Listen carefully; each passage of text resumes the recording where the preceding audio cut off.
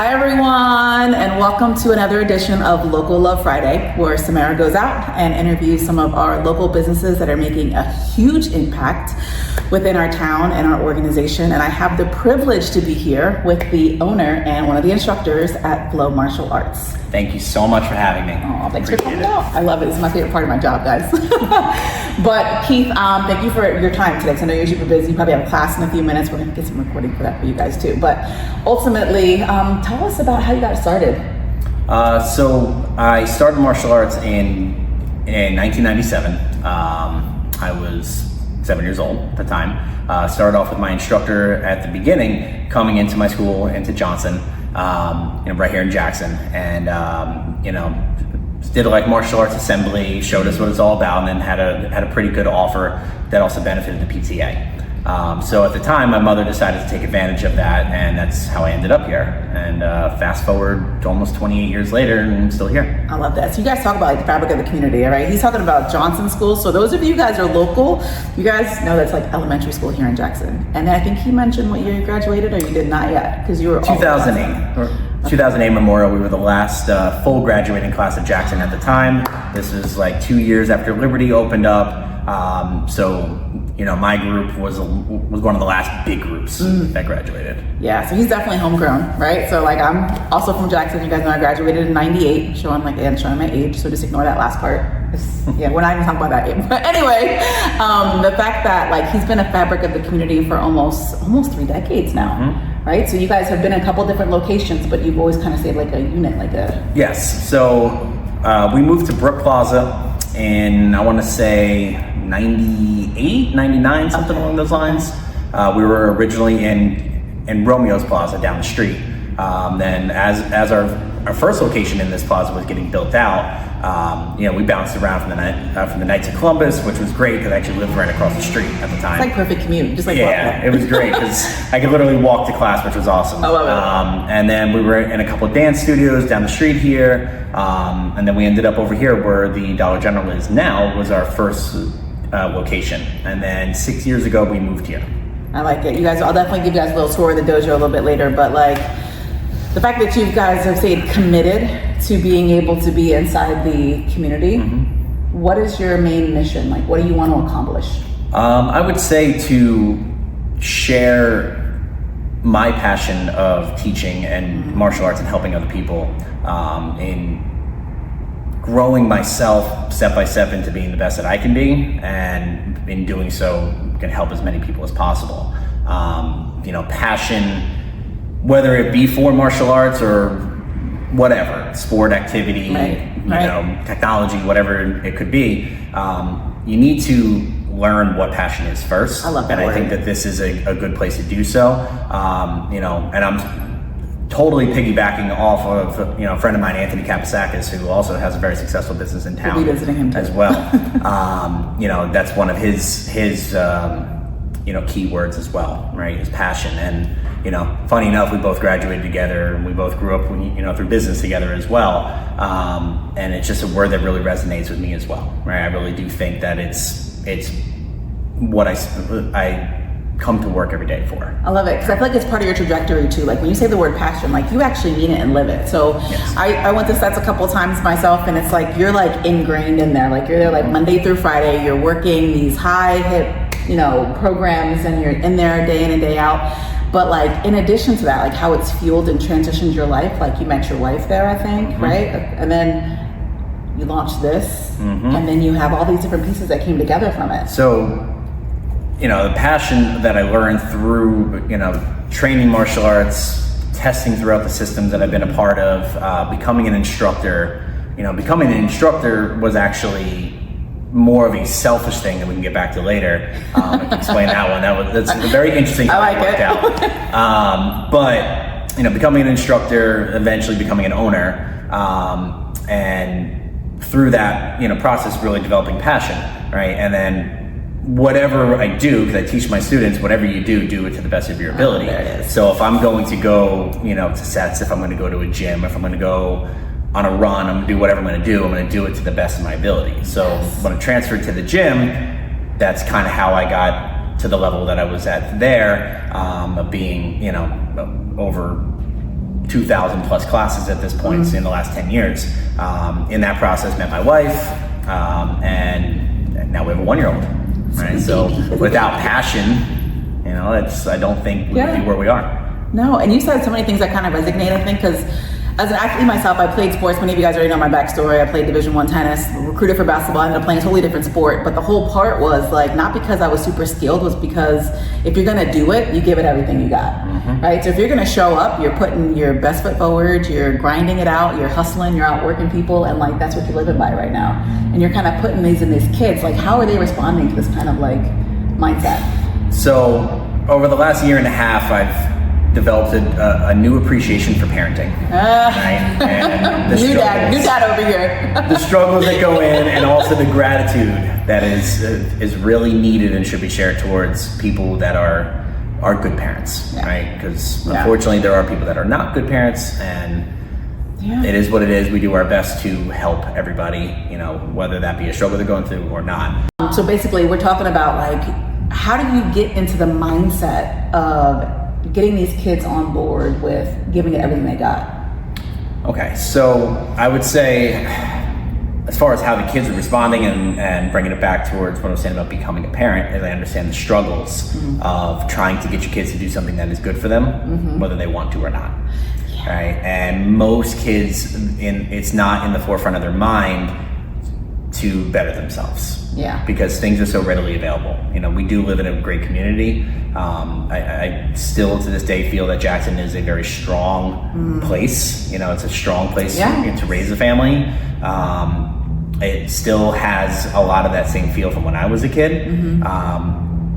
But with that said, some parenting approaches have changed. You know, instead of go outside and play with your friends, now everybody's on a phone. Everybody's on a tablet. So when you got me yelling at them to better themselves and try harder and push yourself and don't hold back and yada, yada, yada, a lot of kids have a tough time taking that in. But eventually when they reach those goal points, they see what I'm talking about. And I feel like you're not wrong. So I think there's a small component of the fact that like, as a parent, like I have 2 kids and I coach them in sports, and it got to the points where like now I will coach them, right? But even then it's like, I could tell them the same thing over and over again, but then somehow hearing it from someone else, all of a sudden it's like a thing. Like, I've been telling you for years. Absolutely.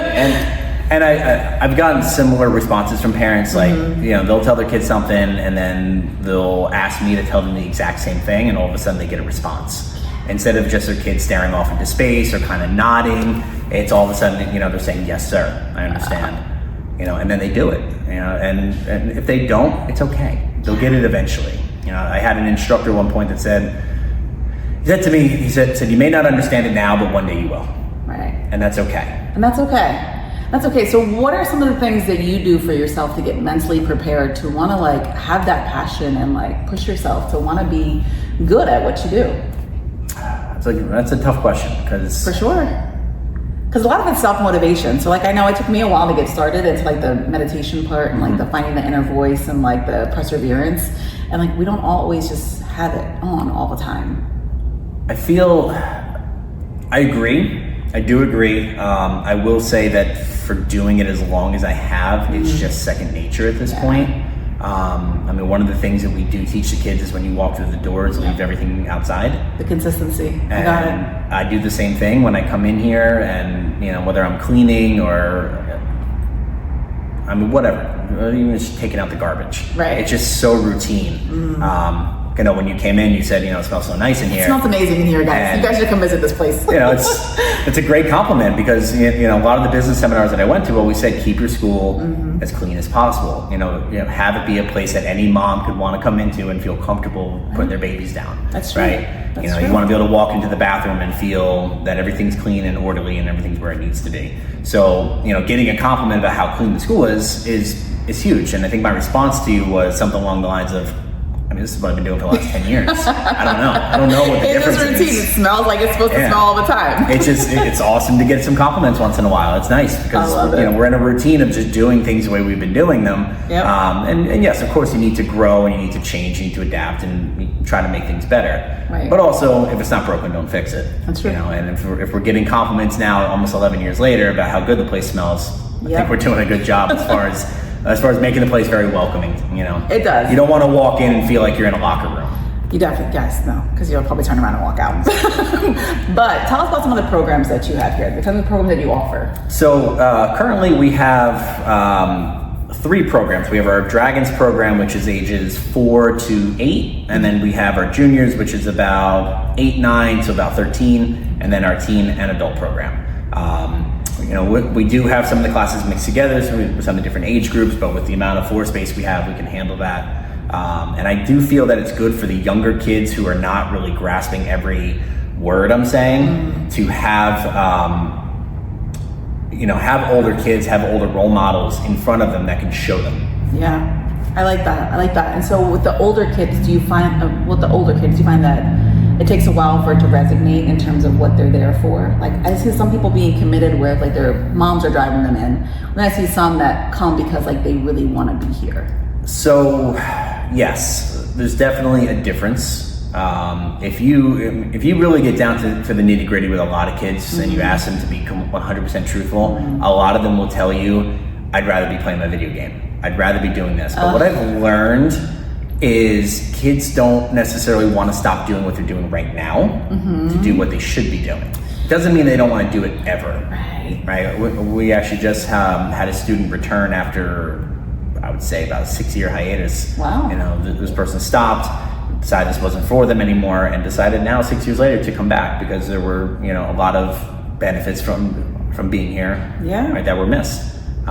So yeah. I like welcome that. back. That you were able to capture them and welcome them back with open arms, and people were able to resonate with them. Sometimes you're right, you don't get the message the first time around. Sometimes you start realizing the value add that it did have, and you're like, okay, well, I need to find that feeling again. So that's pretty cool. You know, there are things that one of my old instructors, prior to even earning my black belt, told me that I'm understanding now. Oh, like I get it now. Yeah. You know, I get it as an instructor. I get it as a father. I get it as a community leader. That why he was the way he was, and why that lesson was important. I needed to hear it then. Yeah. But now I'm able to capitalize on it now, which is, you know, better late than never. it's better. See, better late than never. Like we got the message. Took a little while to get to us. You had made a comment earlier that said, "We'll go back to that." And it was about getting your instructor's license. Yes. So we're gonna you know cry a little bit because we're nosy. But in the world of martial arts, there's a lot of very talented. What's the word I'm looking for? Very talented practitioners. Okay. Very, very talented, skillful martial artists. They can do amazing, you know, kicks and whatever. Right. Very flashy. Oh. And then there are people who are. We'll make him show us some moves later. Phenomenal teachers, you know, that maybe can't do it anymore. Maybe whether it's injuries or whatnot. Teach better. Then there are people who try to do a little bit of both, and I know for myself, and also we have a partner school up in the Englishtown area. Okay. Right, Mr. Roth up there, William Roth. He's the owner there. You know, we work hand in hand, and we try to blend the two. We try to make sure that we're showcasing skill, but also, you know, top level teaching ability. Knowledge, yeah. And for me, I got into instructing because of speech problems. So I had a terrible stutter. I've got a little bit of a lisp going on. I was in speech classes my whole life. So, you know, whether it was in school or it was martial arts, whenever the time came about where I had to speak up, it was always a bit of a challenge. Right. It was always, you know, I was always looking for my way out, right? And another one of my instructors, and this is another point I can get to after this too, is he said to me, "You want to learn to speak better? Cool. Get on the mat and come help me teach." Oh, that's Go stand true. in front of a bunch of 5-year-olds and tell them what to do. And if you can't get it out, they're going to walk all over you. Well, And in the first few classes were rough. they smell fear. They do. They do. And funny enough, one of my 5-year-olds from that class, which I think he was 4 at the time, is still here. He's been with me over 20 years. And you mentioned some of your kids that you train come back to actually instruct with you. Yes. So over the last 11 years, I have employed 7 or 8 of my students over the time. So some of have done it through high school. Great. Some continue to do it to this day that have been with me from the get-go. Some have their own careers and lives and families and so forth, and they still find time to do this. I love it. Like, talk about fabric of the community, guys. Like, you're talking about like instructing these kids to adolescence, to getting through life, to actually wanting to give back and take what they've learned and give it to other kids as well. Absolutely. Like, it had to be an impact on them to make them want to share that knowledge. So that's really actually amazing. It's a great way for kids and especially teenagers to have a productive outlet where they can be a part of a family, part of a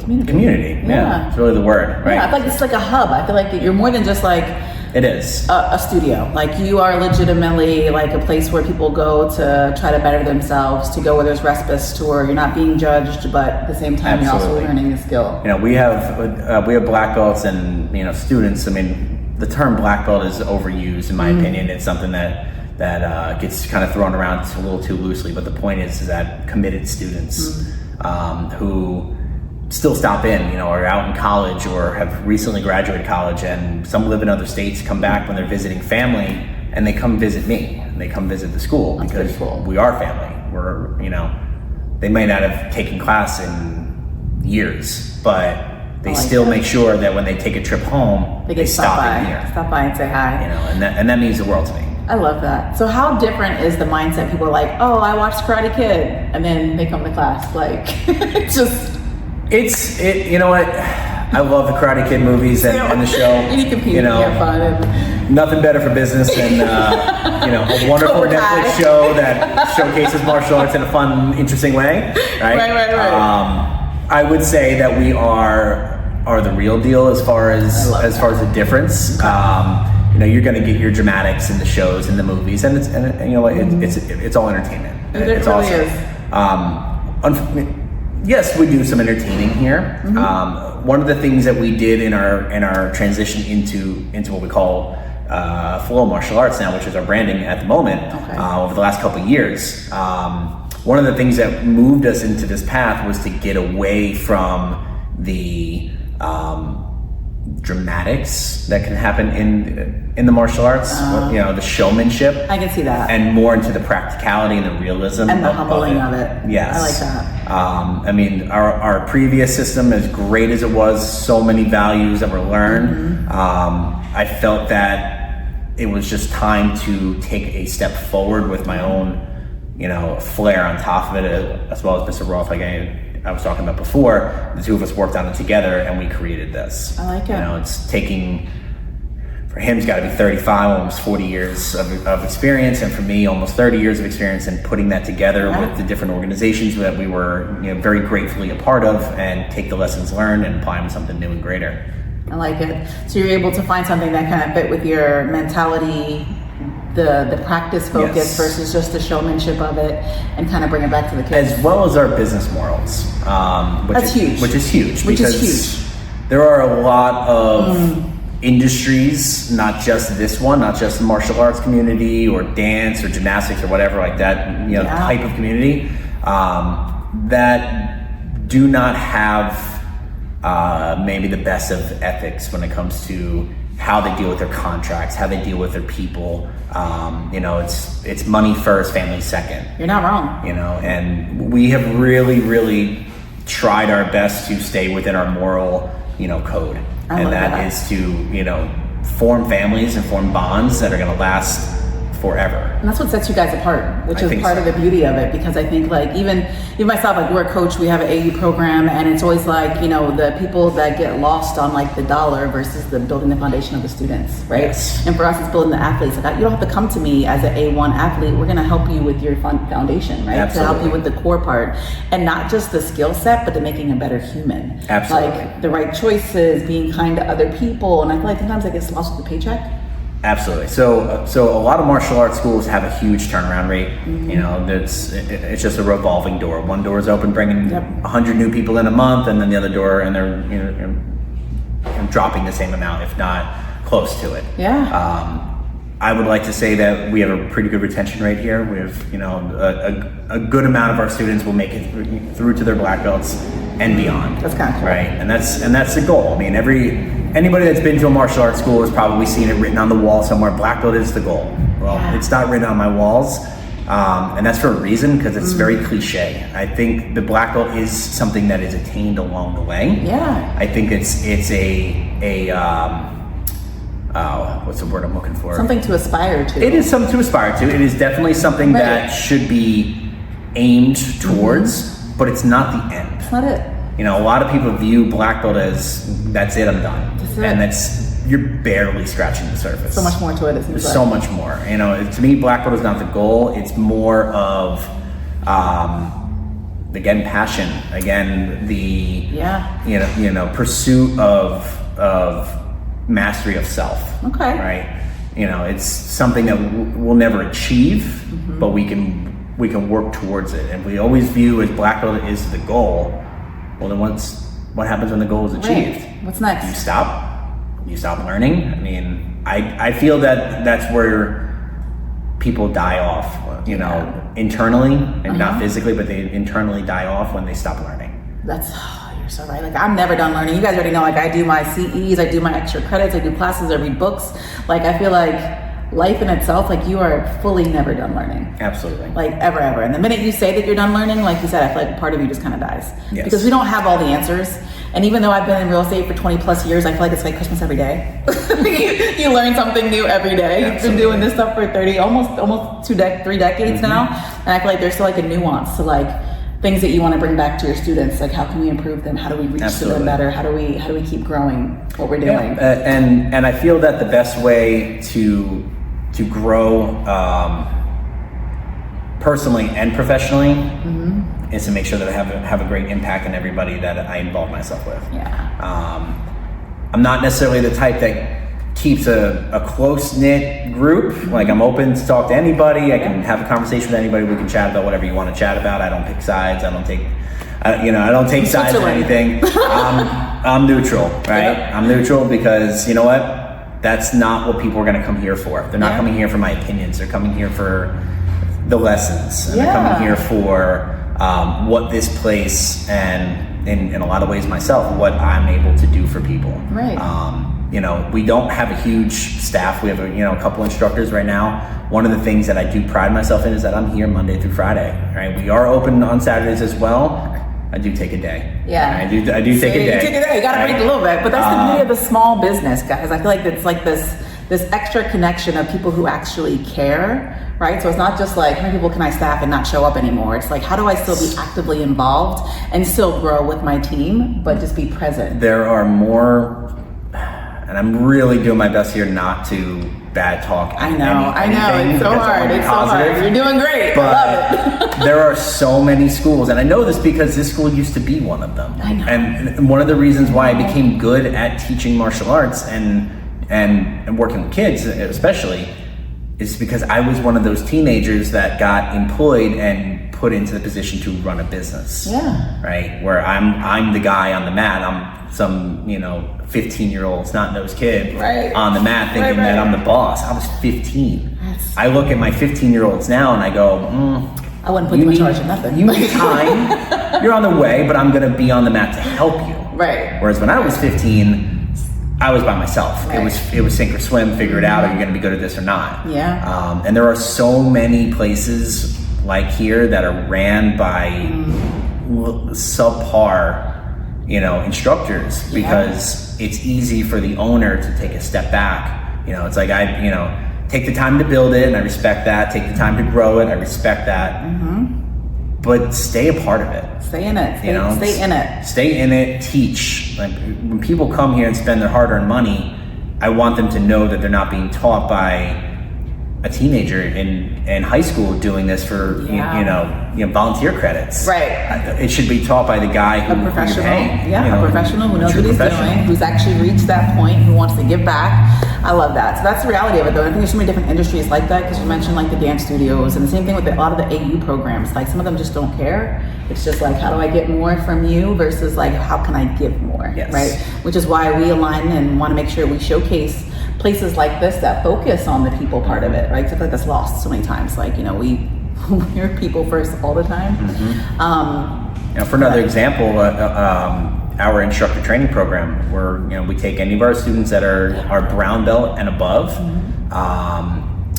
and we put them through an instructor training class, that they can go to. It's completely free, right? They learn, all the leadership skills. We put them on the mat so that they're able to assist me, whether it's holding a pad, it's tying a belt, I like that. it's just giving a kid a high five when they walk through the door. It's also encouraging for the kids though too, because they think like, okay, well, like I'm making enough strides to where I can start like sharing the things that I'm learning. And I think even as an individual, we get this bug where we feel like if we're doing the right things, like, can we share our knowledge, right? And I think at some level, some people have lost that where they don't want to share what they know.